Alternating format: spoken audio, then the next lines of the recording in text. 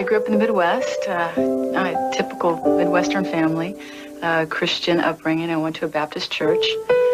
I was in the middle of two brothers. I have a brother who's 7 years older and a brother who's 7 years younger. And my mom used to call us for 7-year itch. And my mother was a hairstylist and my father was an entrepreneur. And I, went to school, normal school, public school, graduated from high school and came to California. I woke up and I was not in my bed any longer. I was standing in what I thought was an elevator. I was paralyzed.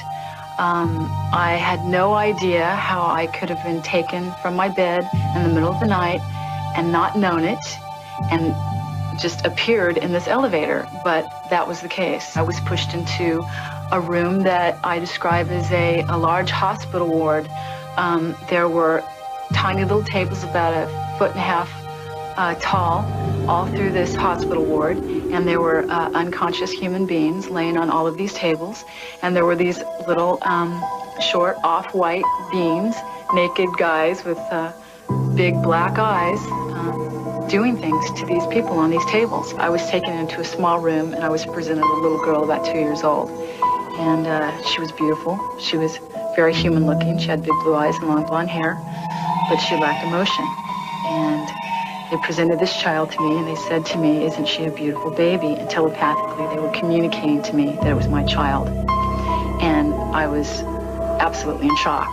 I'm in this room and I'm seeing this 2-year-old little girl and they're telling me it's mine, and I'm saying, "You're crazy, this isn't mine, it can't be mine, I don't know what you're talking about, leave me alone, I'm not going to do this, I'm not going to participate in this." I hate that idea that I'm a messenger, I'm just a normal person who happens to know too much. I know too much. I've seen the future. I've seen the world from another perspective. And I can just talk about it. If that makes me a messenger, maybe I'm a messenger, I don't know. But that message is out there, It's like, how many times can we be told something? Apparently not enough. I came home, went to bed, I woke up, and I was not in my bed any longer. I was standing in what I thought was an elevator. I was paralyzed, and there were these little short off-white beings, naked guys with big black eyes doing things to these people on these tables. And I didn't know if I was going to live through the night. I really thought that these people might be dead, and I thought that I was going to be next. So I started screaming, and a taller alien that looked just like these guys walked up behind me and slapped me on the back of the neck, and I started to pass out. Next thing I knew, I woke up. I was in a smaller room by myself on a table, and I'm completely disoriented. I don't know where I am. I don't know what's happening to me. I had an experience where they put a metal rod to my tailbone, and they take skin samples. I had something shoved up my nose.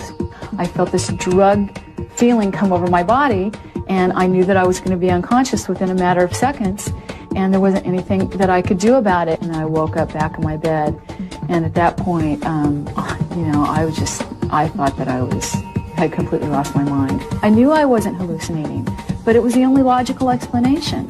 I had a very vivid experience of having a fetus put into my body and removed.